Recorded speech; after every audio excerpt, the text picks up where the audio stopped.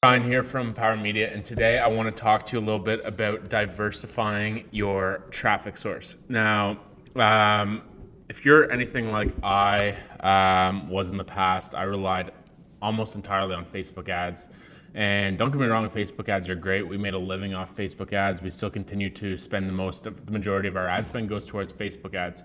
But now more than ever is a time where you really want to make sure that you're diversifying your ad spend and you're distributing spend to other channels, whether that's social media channels, whether that's native advertising, whether that's a newsletter, email marketing. It's really, really, really, I can't stress enough how important it is that you really take this seriously.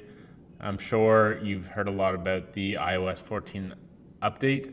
We're early January of 2021. And right now there's a full-on war between Apple and Facebook regarding data and data tracking. And it's really important that you don't wait until it's too late and you find that your performance on Facebook advertising has diminished or whatever channel you might be on. If you're relying on one channel entirely, you need to remember that you don't own the data and you don't own that platform and you don't own that traffic source. And with the flick of a switch, you can have that traffic source pulled from you. And if all your income is coming from one traffic source and all of a sudden you get a ban or something happens where you no longer have access to that traffic source, your entire business and income and livelihood is going to go to zero or very close to it. And so as a business owner, you need to optimize the control that you have over the business and the variables.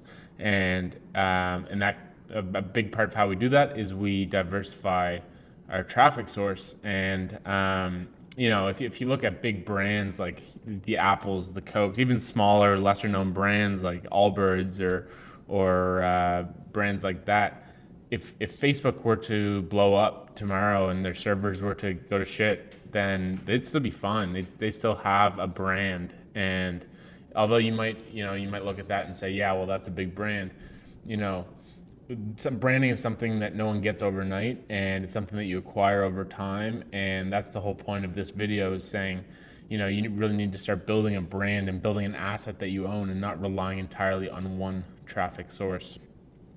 So like I said, not only do you not want, in the event of a crisis, say a Facebook ban or a business manager ban, your income to go to zero, you don't want to be starting out from scratch as far as optimization and leveraging data on other platforms. And so even if you don't have a significant percentage of your revenue coming to these other platforms, you still want to be gathering data and slowly optimizing and generating knowledge and insights as to what's going to work on those platforms, because it's very different what works on Facebook than what works on Snapchat and Google.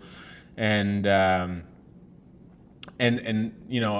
aside from all this is running paid traffic for customer acquisition is the most expensive way to grow your acquisition, and brands that are able to leverage customer acquisition through both paid and organic means have a significant advantage over brands that are just running simply paid traffic.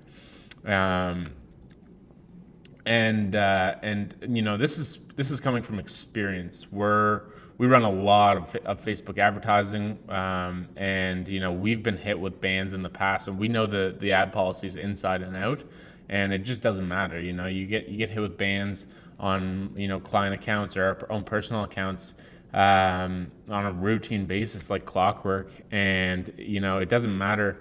It doesn't matter how compliant you're being. There's these decisions are made not by humans; they're made by robots and algorithms, and so they make mistakes. They're not perfect, and oftentimes it can take weeks to get the decisions reviewed by an actual human. And so by being all in on one traffic source, you can lose income for a month, which for a lot of businesses that could completely wipe them out. And so, yeah, just because you're following an ad policy, it does not make you safe from the control that you're giving to these platforms.